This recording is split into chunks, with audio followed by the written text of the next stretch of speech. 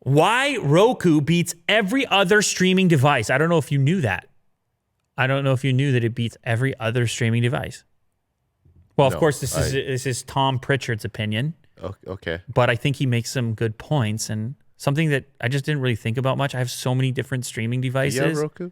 No, that's the one that I don't have. Oh, okay. You have everyone except that one. Yeah. So I have all these different streaming devices. And the case that he makes is, hey, each one of those streaming devices is from a mega company pushing their own mega agenda, which is in most cases to get you to watch their own mega shows. Yeah, I can see that. And so if you have one of Amazon's products, then they're going to push their Prime shows through your streaming device. If you have one of Apple's products, they push their big production shows, display them prominently, constantly pester you to watch them. Of course, Google, I guess, would be, what would Google do on Chromecast? Probably show you ads or something. But anyway, the idea here is that Roku is kind of an equal place in the sense that when you open up the main home feed, you arrange it however you see fit. And there's really very little agenda because, well, they're just a streaming box. They're like, put whatever you want on here. And apparently the only issue they've had of recent was to do with HBO Max. They had a little bit of I don't know, they couldn't come to an agreement, but they recently sorted that one out. Oh. So this is, for the end user, maybe granting you the most control over your exact experience and how you want your homepage to look. Oh, and the price. These things are cheap. Are they? Yeah, compared to the competitors. For example, let me give you a little breakdown here, Will, since you asked. The entry-level Roku is $30. Get out of town. Roku's cheapest device is $30, the Roku Express, and if you want 4K, it's only $40. That's the Roku Premier.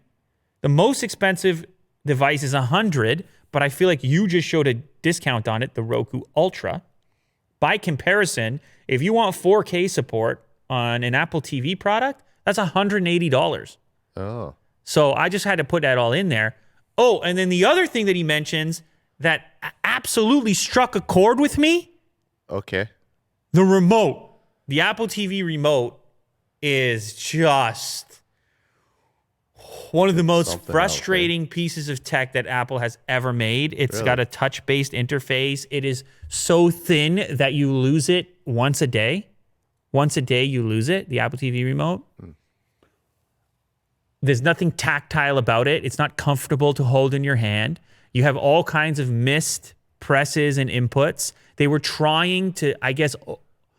You're talking about this... yeah, I'm talking about the touch remote, yeah. Okay. It's just not a fun experience. I don't know. Somebody tell me in the comments who has an Apple TV, somebody tell me why I should love this remote. I want to find the one person that loves this remote. There's one thing, Will, that feels good on it, which is scrubbing a YouTube timeline.